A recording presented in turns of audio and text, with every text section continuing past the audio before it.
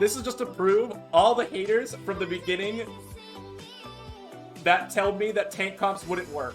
Hey friends, Phil Shot back in another video, and today we're going to be diving into the tank comp for Void Tower. The reset is coming up close, so I figured, okay, let's introduce this comp a couple days before if you all want to auto through a lot of the stages, because this is oftentimes you can auto through the trash stages with the tank comp. So let's go ahead and go into it, see what stages we can beat with it, and how to build one yourself. Let's jump into it.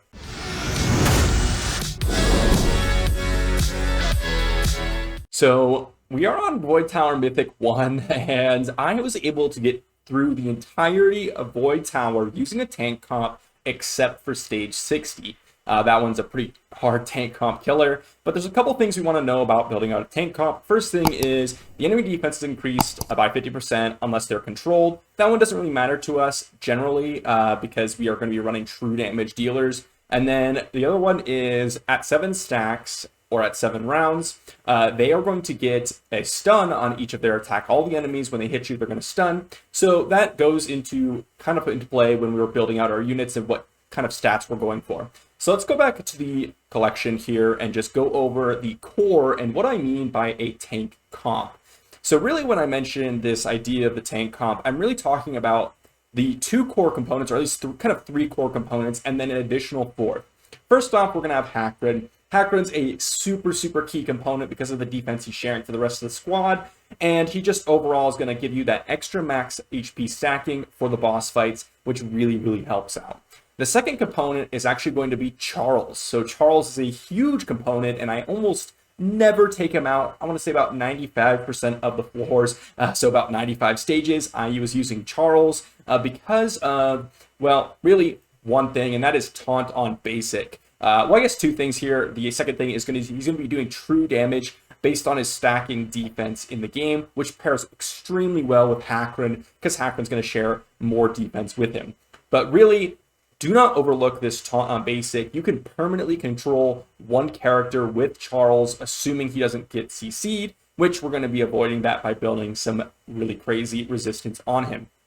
And then the third component to the tank comp is going to be a healer. Now I have both Blackhorn and Mythasia. Both are excellent and both can be used. A lot of people think you need Blackhorn to run a tank comp. That is completely not true. In general, like, the tank comp is extremely survivable without Blackhorn, and you don't need him to remove the stuns because my team comp actually goes after all the enemies. And for those of you that don't know, Blackhorn cleanses stuns at the end of the turn. So if the enemy stuns you and then your characters go, they're naturally removing the stuns. This actually doesn't do anything in regards to cleansing stuns. You do not need this totem in order for you to successfully complete stages with the tank comp. You can absolutely run Blackhorn or Mythasia. Both are excellent, as I mentioned. You could also run Radira, although if you are running Radira, you're going to need a little bit of extra stats because she doesn't heal quite as much as the other 2.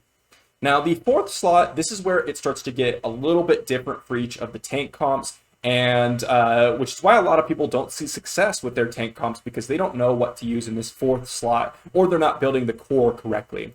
So the 4th slot, generally for me, is going to be Rickard. Now, a literal kind of exact replacement of Rickard, who kind of does the exact same thing, is Rog. Both are max HP damage dealers, and Rickard's really excellent because between Charles and Rickard, you're going to slowly churn through all the stages. Rickard's going to be extremely tanky because he's max HP damage based, and he has a 20% damage reduction on his trait here. He works really well with Hackred because you can just stack max HP. He's going to get the extra defense, and he's going to get the stacking HP from Hackred, and he's going to deal massive true damage to the enemies. So between Rickard and Charles, you can auto a majority of the trash stages, and when I refer to trash stages, I mean anything that's not a boss stage. And then the other kind of characters that I will be using instead of Rickard, well, at least one other main one, is going to be Cyrus. So Cyrus comes in a ton when there's going to be those wood damage dealers that are wood healers that are extremely hard to get through. The first 2, or the 2 that I'm really thinking about, is Cece and Mythasia. When you need those really high DPS units, you're going to want to bring in someone like Cyrus. She's excellent because she has innate survivability with the ability immunity, as well as hitting on an AoE for her 2 abilities back here, and they has really high damage multipliers, as well as giving herself her own attack up buff, which is really excellent.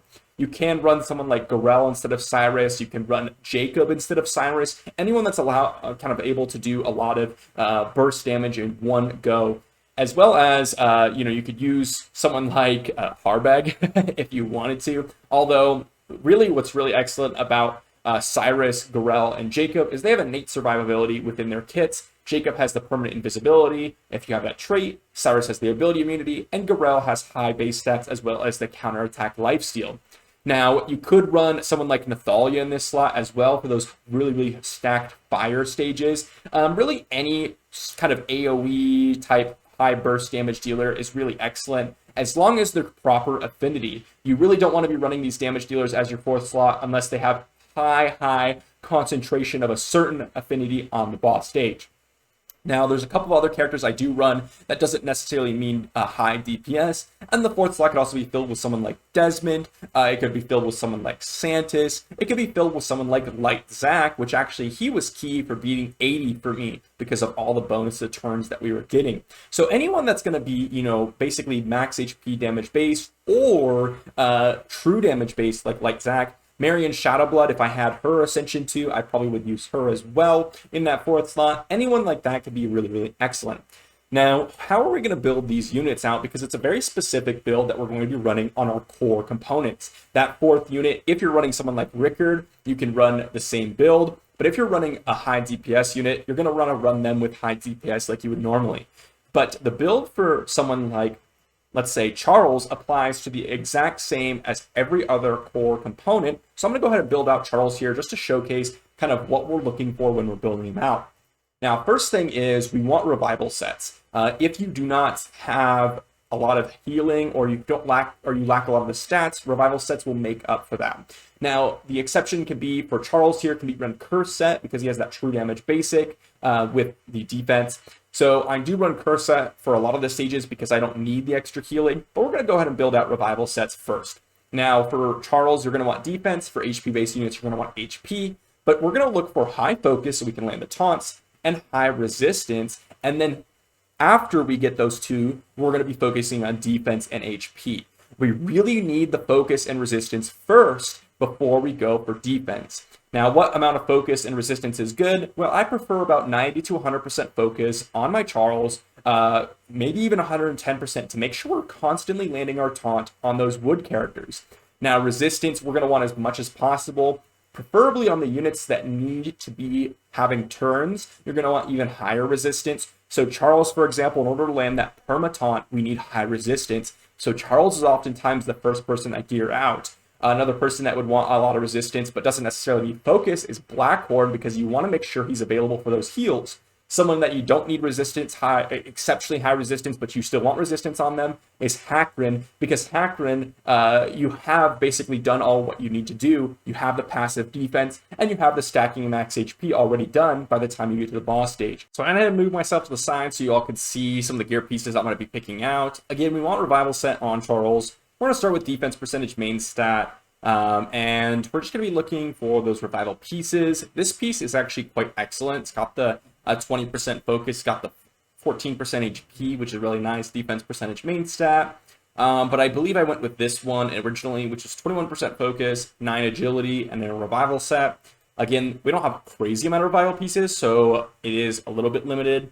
Here's another one. We have a revival ring here with 15% resistance, 8.5% focus. We also have this one with HP percent, resistance percent, and speed. We really do not care about speed at all. And then we also have this cursed piece. I went with this cursed piece originally because I did have them in a curse set, but it's also just a really solid piece with 13% resistance and 15% focus. And then we have, again, another defense percentage amulet if we can get it. But I actually ran a resistance percentage amulet here originally on Charles because this one rolled pretty solid into focus and it's got defense percentage. And do not worry about how much defense your Charles has. You can actually run quite a low defense number. And because of his stacking defense and Hakrin's defense, you're going to get a lot of defense on your Hakrin or Charles naturally. So we're going to be running that resistance amulet. And then we're going to be running, let's just put resistance plus focus and see if we can get some good piece here. This one's a triple resistance roll. So 30% resistance, 7.5% focus. Very nice. Again, we're going to be looking for focus here, and we do need revival sets. So this was 24% resistant or focus here. Let's see, this one's 22% focus. Do we have a focus plus resistance here? We don't. We have this one, which is 7% focus, 16% resistance. Not bad. And then we're going to go focus and resistance here. We have this one, which was the excellent piece I ran on Charles last time. So we have 93% focus, 160% resistance. Now, this is a lot more resistance than a lot of you will have, but I was not running this much resistance when I was running Charles. I split up this revival set amongst 2 characters, and I had about 130% resistance. The goal isn't to resist every single stun, it's to get it away from that 100%, because if you're getting stunned every single turn, you are going to have some problems. But if you're getting stunned, once every 4 turns or once every 3 turns, it's not a huge deal because the tank comp is very survivable. But this is some of the ideal builds. We're going to have decent amount of HP, a decent amount of defense at 14k HP, 2100 defense. And then we're going to want at least 90% focus. I honestly would like my focus a little higher because if we get one taunt we miss, say we're permanent taunting him with aphasia, for example, on that last stage, if we miss a single taunt, that's an instant revival, that's a heal, something like that, and it extends the rounds exponentially or permanently if we missed a taunt a lot of times. This comp does sometimes run the timer or run the round limit if we are not careful with our taunts. But 160% resistance is perfect, and I like to see that very high number. But overall, this is what we're going to be building all of our units out with, is just high resistance, high focus if we need high focus, high HP if we need high HP, high defense if we need high defense. So let's go ahead and jump into some of those clips of where I was using this comp. Again, it's going to be on stage 80 plus, so let's go see it in action here. All right, so here's the first clip of the tank comp, and as you can see, we're running just a standard tank comp here with the Charles, Hackran, and a healer. That is just the core of every single one of these teams pretty much. And then we are running Rickard in the 4th slot, and this is pretty much what I ran for a majority of what I'm going to consider the trash stages. So any of the stages in between those boss stages, and even some of the boss stages. So for example, in this case, we have a team with Edicris, Hewlins, Tia, and Helmar, and we're just going to be running the standard tank comp. We almost can pretty much put this on auto, except when I am running these types of comps, I like to make sure that I have Rickard's ultimate for the boss fight at the end, because it does do quite a bit of damage. And we're just going to be going through here. We're going to be just clearing out everything and letting it run its course, really. Really, we just want to target one specific character and get them out as soon as possible. Sometimes there's some really, really tough characters that we want to make sure we're taunt locking with Charles here. But in this comp, there isn't really too many that we're going to be worrying about. Tia, she has the freezes, but we have high resistance as we went over previously, so she's never going to land her freezes pretty much. And then Hewlins, of course, does a decent amount of damage and puts that no positive effect, but we're going to resist most of that as well. And then, of course, Helmar does a decent amount of damage. But then Edicris has a lot of survivability, so we don't want to go after him first. So really, we're going to go for for Tia here first, because we do want to remove any chance that she might freeze. And, of course, we just want to get someone out as soon as possible. Generally, I go ahead and focus the weakest character, the squishiest character, because we don't want this battle going too long, because the longer it goes, the more chance for failing, even though once we get out a couple characters, we're going to be very, very unlikely to fail. Looks like I actually swapped up my targeting back to Helmar here. I just wanted to taunt Tia to make sure that my hacker didn't die here. And this is pretty much the case for every single battle. We're just going to be going through. We're going to be slowly whittling our way through. And there's pretty much never a chance for failure. Now, sometimes there will be some really, really strong characters, as I mentioned.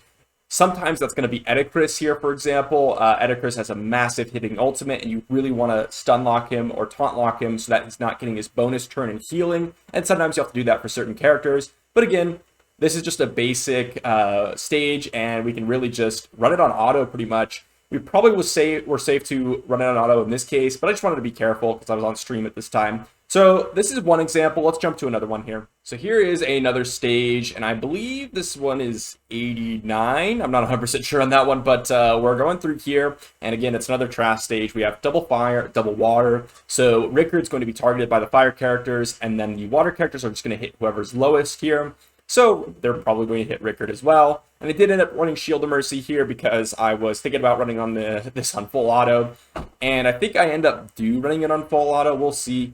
But I do want to focus Elson here because Elson is going to be the one who does the most damage. He's also one of the squishiest.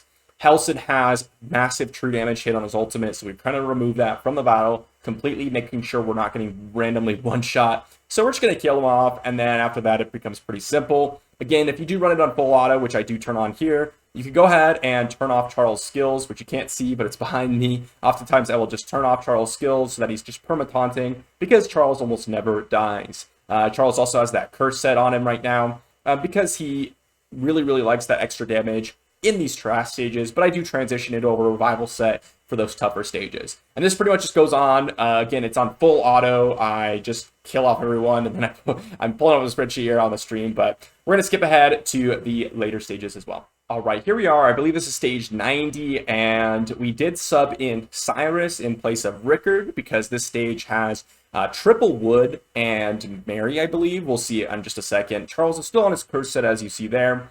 And the reason why we're subbing in Cyrus, of course, is because there's a Mythasia and it's triple wood, so Cyrus is almost never going to be targeted. And even if she is, she does have that ability immunity, so she's very easy to keep alive. We're running Agile Leap and Defense Down here. And again, the spells are very, very flexible when you're running this comp. It really just depends on who you're running. Healing spell plus Agile Leap is often one I use because I can swap back to Charles or Hakron or Rickard. And then another one I use often is the Shield of Mercy for anyone that can remove buffs. And that's much easier to run. Or if I'm running Cyrus or a damage dealer, I'll run Agile Leap plus Defense Down, so I can swap back to them.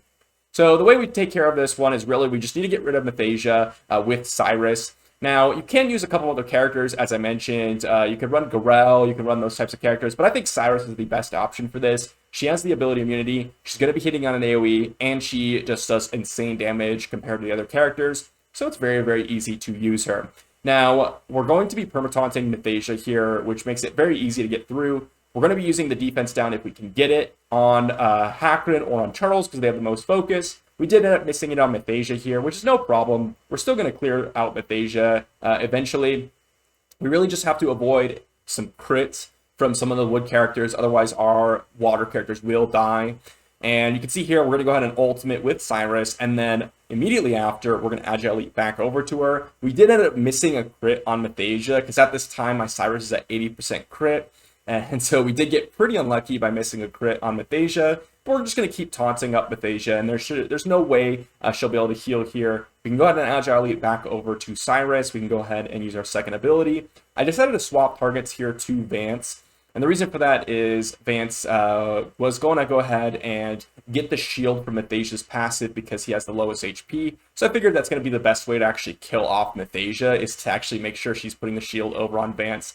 But we ended up swapping back to Mythasia here just because I figured, okay, well, maybe she'll put the shield on herself and then I can kill off Vance to make sure that we don't die here. And this oftentimes is the way you beat some of these battles with the tank comp, is you have to make very split-second decisions in these fights. Okay, hey, I'm getting real low here. I need to kill off one of these units really quickly. And that's why I ended up targeting Vance here. But we ended up missing a lot of crits here with the 82% crit chance on our Cyrus. But really, this battle just goes on for a little while. And let me see if I can just go ahead and skip ahead here to showcase some of the later fights. Let's go ahead and skip ahead. So we ended up killing off Mythasia, and then we kill off Vance. And then we end up killing off Edicris, and we end up switching to Lordric here.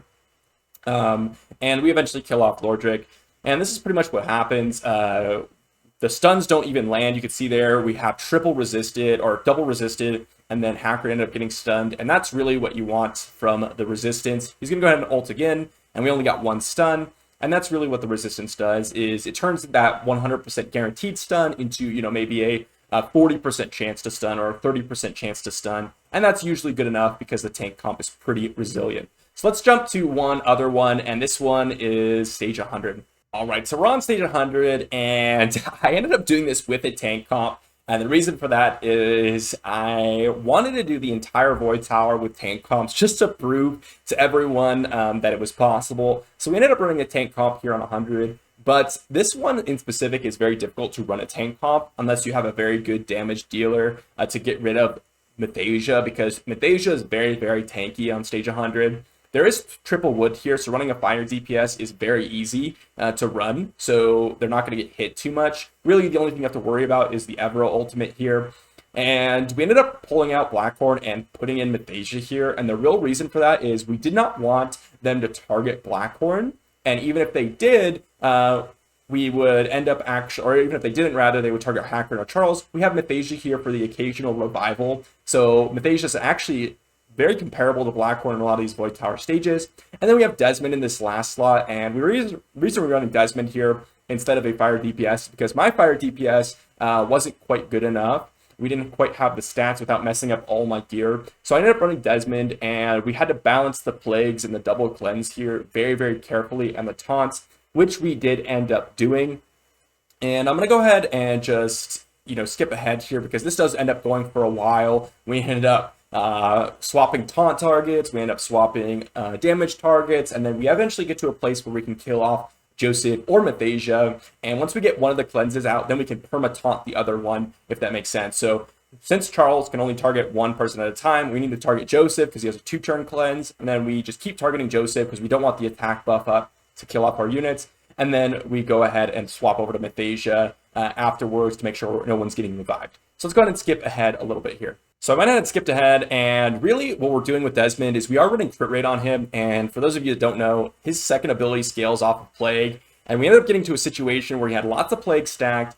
We had to make sure that we killed off Joseph here, and you can see here, we are actually going to do a massive hit on Joseph. You can see 14k from Desmond from just crit rate. No real attack or much crit damage, just a bunch of HP and crit rate. And then we can perma-taunt Mythasia, and then we slowly get through the battle. So I'm going to let this play out, and I'm going to bring it to the past me to take you through the rest of the fight here.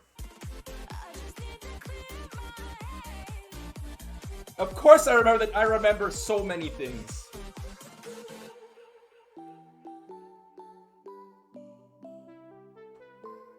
It doesn't matter if it doesn't matter if it took 1 day, 2 days, 3 days. I did it. You said it wasn't possible.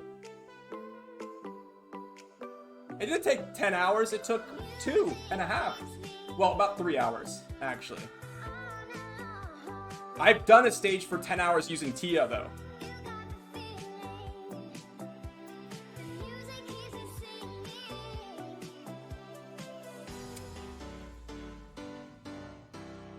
What are we ignoring the other day? No, we only did it for about 1.5 hours the other day. But again, it doesn't matter how long it took, because you said it wasn't possible. So the whole point was just to make it possible. That was the whole point.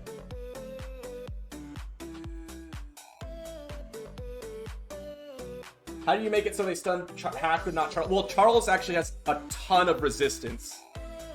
Charles has the most resistance on any of my characters here.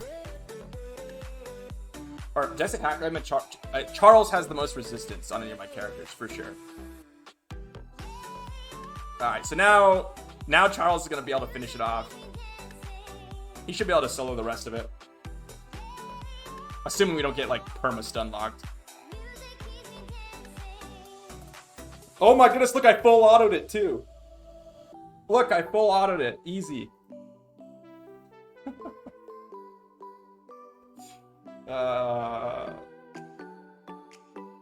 First try, full auto, poggers. Oh my goodness, we did it. I beat all of Void Tower with tank comps except for stage 60. This was just to prove all the haters from the beginning that tell me that tank comps wouldn't work. That's the only reason I did the whole Void Tower tank comps. That's the only reason. So that's going to wrap it up for our tank comps, but I do have a little bonus clip here at the end of me using a DPS / a nuke comp for stage 100 because I do think it's a very viable option and honestly very, very good and very, very quick, but it is a little bit more gear intensive generally. So we're going to go ahead and run the DPS comp and just showcase it on stage 100 because stage 100 and stage 60 are honestly the two most tank comp kind of killers in a sense. So let's go run some clips here. Let's go ahead and try to taunt Evra. Okay, we did get it. That was nice. Basic. Defense pierce up. Go for another chance on the defense down. No defense down. She's going to go ahead and use the trait. Lunar Melissa survives. Waste that second skill from Joseph. We can go ahead and apply defense down here. Evra's going to ult, so Lunar Melissa's dead. But we can go get a second round of our whole skills here. I think this might be a success. I kind of feel it like it will be. We didn't crit Evra again. Oh my goodness, how unlucky. Alright.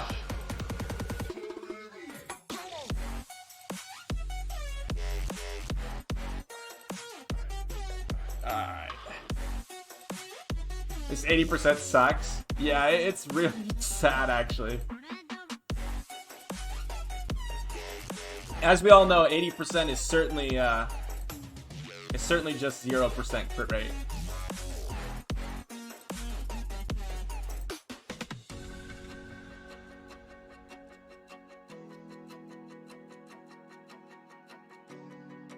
Hey, Vampire. Let's see if we can cycle back to our skills yet again. Ooh, that's right. Brain doesn't have any resistance because not meant for this, for tanking the stuns. But maybe she doesn't stun Brand here. She did not. Ooh, but Joseph stunned Brand. Unlucky.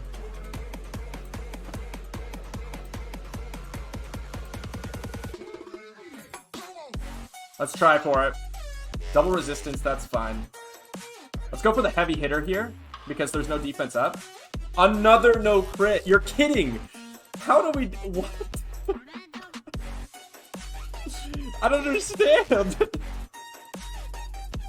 How does this happen every single time we get to this position? Oh my goodness, it's actually such a tragedy. Oh my goodness.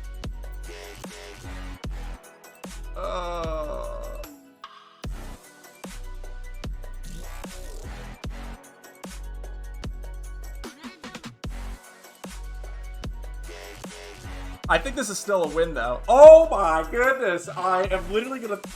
What is this? You're actually kidding me. We just missed another trend. That was totally a win, Rifter. That was 100% a win. Joseph wastes 2 of his turns. Resisted.